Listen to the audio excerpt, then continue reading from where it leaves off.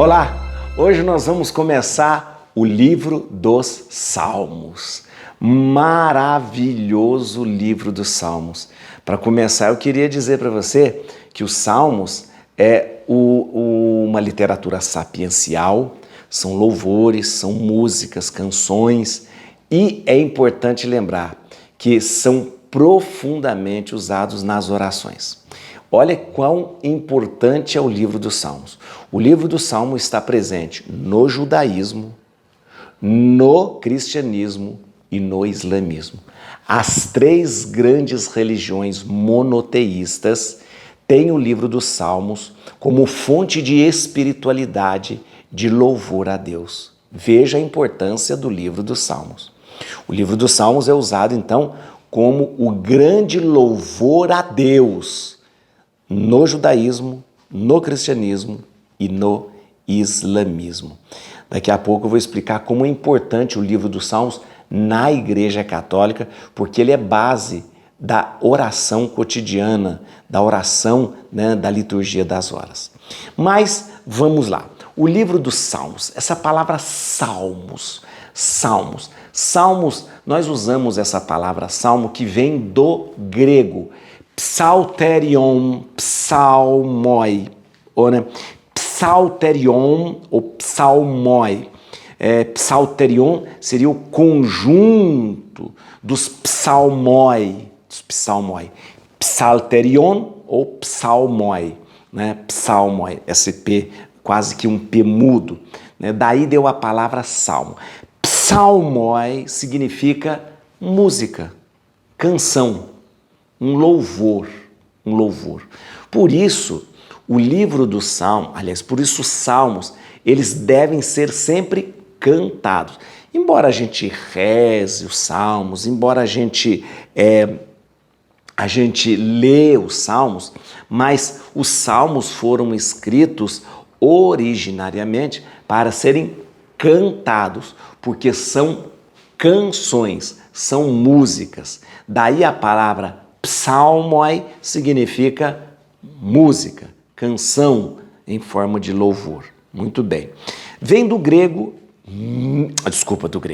hebraico. Há duas palavras em hebraico que significa salmos, ou seja, que há duas palavras no hebraico que identificam os salmos. A primeira palavra em hebraico é mismor, que significa justamente louvor, mismor, Primeira palavra, a mismor eu estou transliterando, Mismor é uma palavra hebraica que significa música, uma canção. Muito bem, esta é uma palavra usada para se referir aos salmos. Há uma outra palavra também em hebraico que se usa para se referir aos salmos, chamado terlim. Terlim significa música.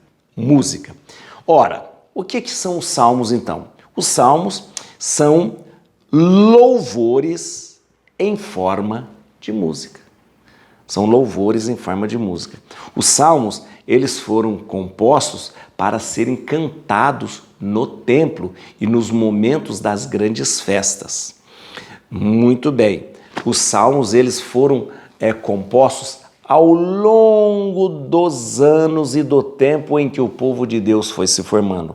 Então nós temos relatos de salmos que já existem desde ali, quando o povo sai do Egito, caminhando pelo deserto, Depois também no exílio, lembra no exílio? Fala, como vamos cantar os salmos aqui no exílio, Como eles nos pedem que cantemos canções aqui no exílio, Então, ao longo de todo o tempo. Os salmos foram compilados num livro, provavelmente no século III a.C. Mas estas canções, esses louvores, eles sempre existiram no meio do povo de Deus ao longo da sua constituição. É verdade, sim, que Davi, o rei Davi, que era músico, poeta, foi o responsável por fazer e compor muitos salmos, porque o rei Davi se preocupava muito com esta questão litúrgica né, nos momentos da liturgia diante, diante da arca, né, nas celebrações. Muito bem. Então os salmos sempre existiram e desde ali o povo, quando sai do Egito, as canções vão sendo compostas, né, para animar a liturgia, animar as celebrações. Davi é o grande compositor que nós temos também, mas eles são compilados num livro, né, como se fosse um inário, isso mesmo, como se fosse um inário ali para se cantar no templo no século III a.C., ok? Autoria dos Salmos, vamos ver. Muito bem, eu falei para você já de Davi, a autoria dos Salmos é atribuída. Nós não podemos dizer, este fez mesmo esse salmo, foi lá e registrou, como hoje. Hoje um compositor, né, faz uma música, ele vai lá e registra a música no seu nome, vai para uma editora e edita a música no seu nome até. Claro que naquela época não tinha isso. Então os salmos são atribuídos. Verdade é, como eu disse para você, Davi é um rei poeta e músico e muito preocupado com a liturgia. Provavelmente Davi fez muitos salmos, mas provavelmente também foram atribuídos a Davi muitos salmos. Muito bem.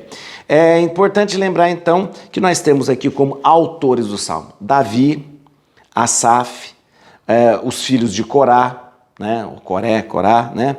Salomão também é atribuído a ele, Emã, Etã, né? E Moisés também. E temos aí a autoria desconhecida de 51 salmos. Vamos fazer aqui mais ou menos, eu vou te dar um quadro aqui direitinho, os autores do salmo. Muito bem. A autoria dos salmos é atribuída, vamos lá. Primeiro, a Davi.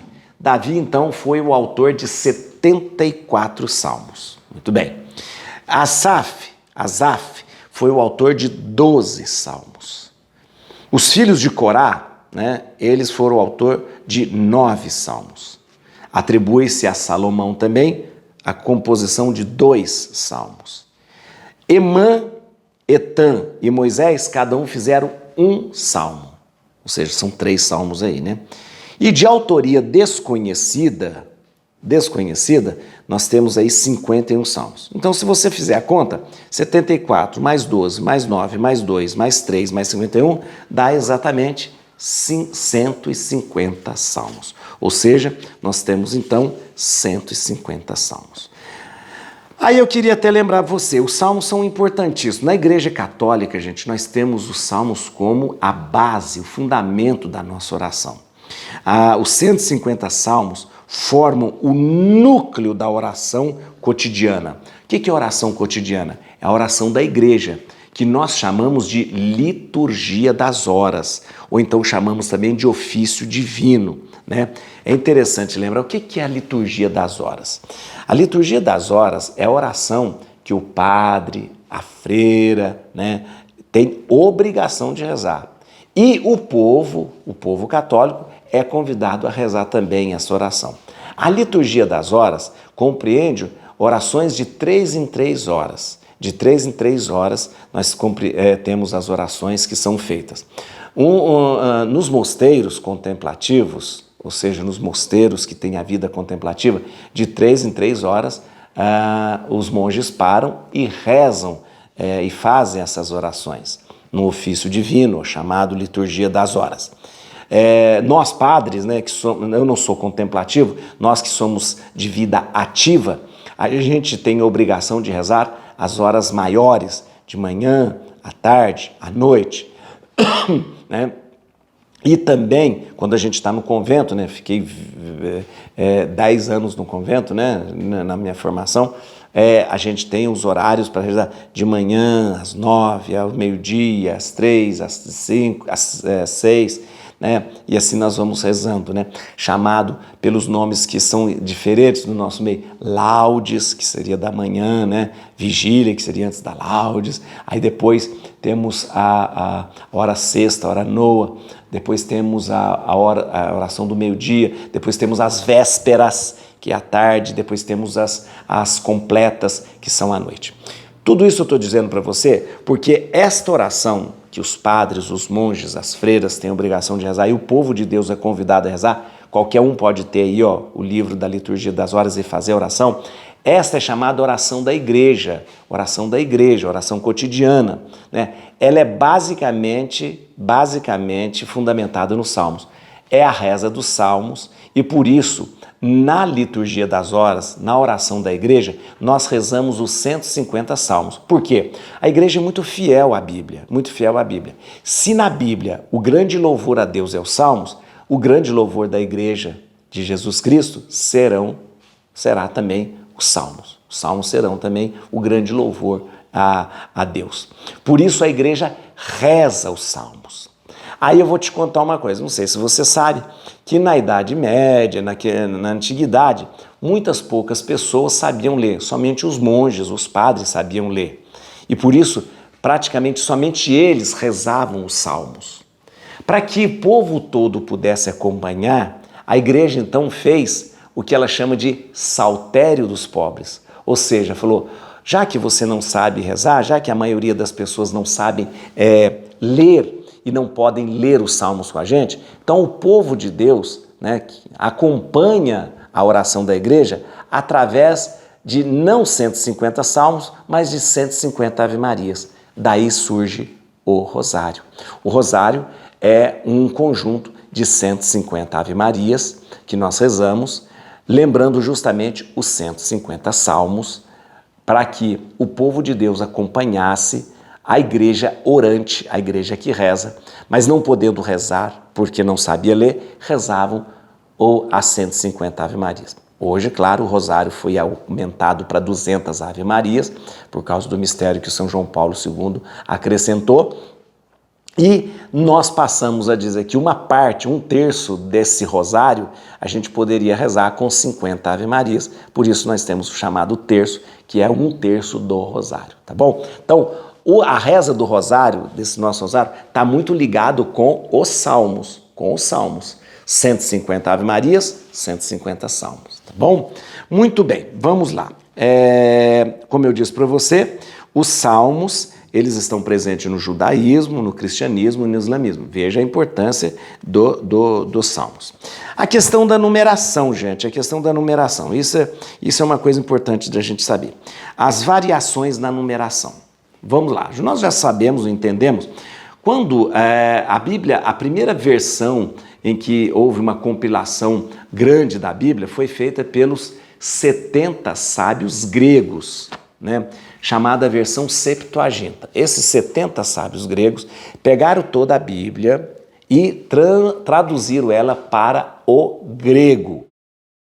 Importante se lembrar, os 70 sábios gregos, né? Eles pegaram toda a Bíblia e transformaram ela em grego. O que era em hebraico, né? O que era também já escrito em grego, foi tudo transformado ali em grego.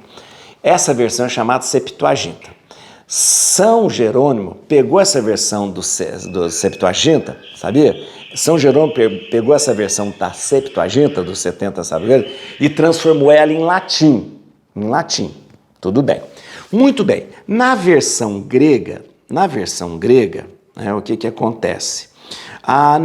Os salmos foram numerados, eles foram, às vezes, teve salmos que foram condensados um com o outro, teve salmos que foram divididos, e a versão grega ficou um pouco diferente, a numeração, da versão original em hebraico. Em hebraico tinha uma numeração, 150. Quando os sábios gregos traduziram, eles juntaram alguns salmos, né? Outros eles dividiram, né? Um anexou, outro dividiu, e ficou uma diferença da numeração da versão original hebraica com a versão grega. Preste atenção. Na versão hebraica, a numeração do salmo está uma unidade à frente da versão grega, da versão latina, que foi a que São Jerônimo traduziu também. Estão entendendo? Então, a versão hebraica original está uma unidade à frente da versão grega, A Igreja Católica usou durante todo o tempo a versão grega, que foi a que São Jerônimo traduziu, né? Hoje, as Bíblias católicas, elas trazem a numeração grega ou latina, né, de São Jerônimo, e depois coloca a numeração da versão hebraica. O que acontece que a versão hebraica sempre terá uma unidade na frente. Deixa eu te explicar. Por exemplo, o Salmo 22, que é na versão grega, o Senhor é meu pastor, nada me faltará. Na versão hebraica, original hebraico, ele é o Salmo 23. É o Salmo 23. Outro exemplo, o Salmo 90. Na versão latina, grega, que a Igreja Católica usa, né, o Salmo 90 é aquele que habita sob o esconderijo do Altíssimo, tal, né? Na versão hebraica original, este é o Salmo 91, ok? Mas isso não tem problema nenhum. Eu vou combinar com você que nós vamos usar a numeração grega, que é a da Ave Maria. Você sabe a Bíblia que eu uso? Essa Bíblia que eu uso é a Bíblia da Ave Maria. Eu gosto dessa versão da Ave Maria, essa versão da Ave Maria é muito boa. Gosto dessa Bíblia porque ela tem uma letra grande também, né, para dar para a gente ler de longe. E essa versão, a numeração que a Bíblia da Ave Maria assume é a versão grega da Septuaginta. Deixa eu dar um exemplo aqui, pegar um livro que já tem, porque é a partir do capítulo 10 que começa a mudar. Por exemplo, olha aqui. Estou pegando aqui, ó. Aqui é o Salmo 13. Tá vendo? O Salmo 13. Aqui na Bíblia da Ave Maria, ela vai colocar entre parênteses a numeração hebraica, que ele será o 14. Deixa eu pegar o 22 aqui que eu falei para você. Vamos 90. Pegar o 90 só para você entender aqui, ó. O Salmo 90, aqui só para você entender. Na Bíblia da Ave Maria, que eu vou usar a numeração, deixa eu te explicar, a numeração grega, latina, né, que foi traduzida por São Jerônimo. A numeração, vamos lá. Muito bem. Salmo 90. Tu que habita sob a proteção do Altíssimo, que mora à sombra do Onipotente. Muito bem? Aqui no parênteses da Bíblia que eu vou usar, é o Salmo 91, que é a numeração hebraica. Você pode falar, mas qual que é certa, qual que é errada? Não tem certo, não tem errado, nada. É questão de adoção de numeração. Todos os salmos estão aí, não ficou nada fora, não ficou nada acrescentado. Por que houve essa mudança na numeração? Como eu disse para você, porque um pedacinho do salmo às vezes foi anexado aqui, outro foi dividido ali, mas o que nós temos? Nós temos 150 salmos, tá bom? Ficou claro, gente? Ficou claro? Deixa eu ver se tem mais alguma coisa. Então só para eu, mais ou menos, eu vou fazer uma tabela de comparação para você aqui, para você entender. Eu acho importante você entender essa tabela de comparação para você ver que não tem problema nenhum e nós vamos chegar aos 150 salmos, tá bom? Vou passar para você essa tabela. Veja só, essa tabela de comparação. Aqui você tem o texto hebraico e aqui você tem o texto grego, tá vendo? Texto hebraico, texto grego. É o mesmo texto, é o mesmo sentido, a mesma coisa. Só para você ver que não está faltando nada, Do capítulo 1 ao capítulo 8, no texto hebraico, é o mesmo capítulo 1, capítulo 8 no texto grego. O capítulo 9 e 10 no texto hebraico, na verdade, é o capítulo 9 no texto grego. No capítulo de 11 a 113, do texto hebraico, no texto grego será de 10 a 112. Texto hebraico 114 e 115, no texto grego fica somente o Salmo 113.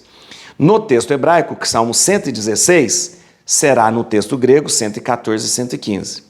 No texto hebraico, de 117 a 146, será no texto grego 116 a 145. No texto hebraico, o capítulo 147 será no texto grego 146 e 147. No texto hebraico, de 148 a 150, no texto grego será de 148 a 150. Então, só para você ver que não tem problema nenhum, não tem nada de diferente, é só questão de numeração mesmo. Vamos lá. Para que a gente comece hoje a ler e estudar os Salmos, eu quero que você entenda uma coisa. O livro dos Salmos está dividido em 5 partes, para você entender, em 5 partes. Vamos entender quais são as partes? Vamos lá então. Muito bem, a primeira parte do livro dos Salmos é do capítulo 1 ao capítulo 41, ok? A segunda parte do livro dos Salmos vai do capítulo 42 ao capítulo 72. A terceira parte do livro dos Salmos é do capítulo 73 a 89. E a quarta parte do livro dos Salmos vai do capítulo 90, o Salmo 90, até 106. E a quinta parte do capítulo 107 a 150. Portanto, hoje a gente começa o livro dos Salmos a partir do capítulo 1 do livro do Salmo 1. Por isso, lembrando que cada capítulo do livro é um salmo. Lembra você, os salmos são canções, músicas em forma de louvor. Cada capítulo é um salmo. Muito bem? Hoje nós vamos começar com o Salmo 1. Vou lembrar você, as pessoas falaram comigo, padre, às vezes tem salmo pequenininho, vamos fazer 2 salmos por dia. Não, nossa proposta é o seguinte, um capítulo por dia. Vamos, porque, gente, deixa eu te explicar uma coisa. O livro dos Salmos, assim como toda a Bíblia, ela não é somente uma leitura. Ela precisa ser colocada para dentro, para que a gente possa ruminar. Ruminar, a palavra é ruminar mesmo. Como o boi que rumina, né, que volta o alimento e volta o alimento, assim também, ruminácio. Os monges antigamente usavam essa expressão, ruminácio, ruminar. Ou seja, o que acontece? Eu coloco a palavra de Deus dentro de mim, ela volta ao meu pensamento, vai ao coração, pensamento, coração, e aí ela vai produzindo frutos, ela vai trazendo a paz, ela vai me acalmando, ela vai me curando, ela vai me santificando. Então vamos fazer assim. Mas hoje o salmo foi pequenininho. Não tem problema. Às vezes um salmo pequenininho traz uma riqueza enorme de sabedoria, de bênção e de graça. Tá bom? Gente, uma coisa que eu queria chamar a atenção para você, nós agora nos Salmos, nós vamos começar a ver já uma alusão ao Messias. Muitos salmos são chamados salmos messiânicos. Por quê? Porque já faz uma alusão ao Messias. Ok? Vamos lá? Vamos então hoje para o Salmo 1. Vamos ler juntos o Salmo 1, que é maravilhoso. Lembra você que o livro dos Salmos, eles são 5 partes. Nós estamos começando a primeira parte hoje, que vai do capítulo 1 ao capítulo 40, ou seja, do Salmo 1 ao Salmo 40. Vamos lá? Vamos ler então o primeiro livro dos Salmos. Salmo 1. Feliz o homem que não procede conforme o conselho dos ímpios, não trilha o caminho dos pecadores, não se assenta entre os escarnecedores. Feliz aquele que se compraz no serviço do Senhor e medita sua lei dia e noite. Ele é como a árvore plantada na margem das águas correntes, dá fruto na época própria, sua folhagem não murchará jamais. Tudo o que empreende prospera. Os ímpios não são assim, mas são como a palha que o vento leva. Por isso, não suportarão o juízo, nem permanecerão os pecadores na assembleia dos justos. Porque o Senhor vela pelo caminho dos justos, ao passo que o dos ímpios leva à perdição. Muito bem, muito bem. Olha aqui. Deixa eu te dizer uma coisa. Você viu que o salmo é um salmo simples, curtinho, mas é muito interessante você notar comigo aqui. O Salmo 1 e 2, eles formam quase que uma unidade, né? Por quê? porque eles começam e terminam com uma bem-aventurança. Com uma bem-aventurança. Veja só, olha, começa assim, versículo 1. Feliz o homem que não procede conforme o conselho dos ímpios, não trilha o caminho dos pecadores, não se assenta dos escarnecedores. Feliz o homem, lembra do que é isso? As bem-aventuranças de Jesus? Felizes os pobres espíritos, felizes os que são perseguidos, felizes os pacíficos, lembra? É uma bem-aventurança. Então, ele começa e termina, o Salmo, esses dois salmos, tanto o Salmo 1 quanto o Salmo 2, começam e terminam com uma bem-aventurança e deixando muito bem claro os dois caminhos. Feliz é quem trilha o caminho do Senhor, feliz é quem escuta a sua palavra, feliz quem procede com reto pensar, feliz. E, ao mesmo tempo, já fala, pior será para o ímpio. O ímpio é como palha, que o vento leva. O ímpio não vai permanecer na Assembleia dos Justos. O ímpio, ele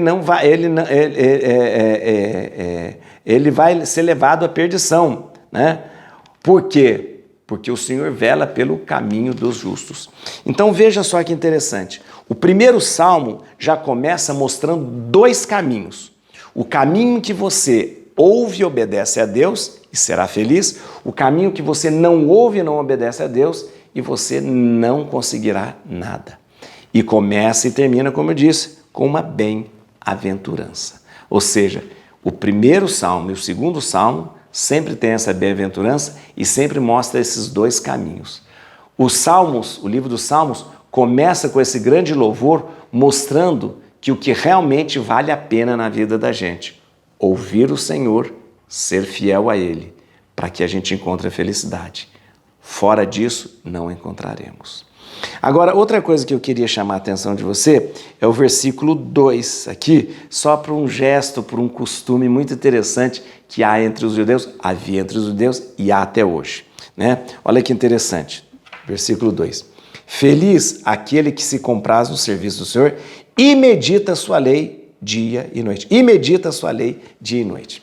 Isso aqui é um gesto interessante. A lei, na verdade, ela era meditada e estudada a meia voz, quase que sussurrando, diariamente. Deixa eu te explicar como que funcionava. As escolas, né, rabínicas, as escolas, né, onde o judeu ia para estudar a lei, ele entrava, aliás, até hoje tem muitas escolas ainda que você vai para estudar e meditar a lei, né? Isso em Jerusalém tem demais. Aqui no Brasil nós temos várias escolas, como chamadas essas escolas? Mishvah. Mishvah, é isso mesmo. Né? São escolas em que você vai e o que você faz? Você abre o livro da lei e começa a sussurrar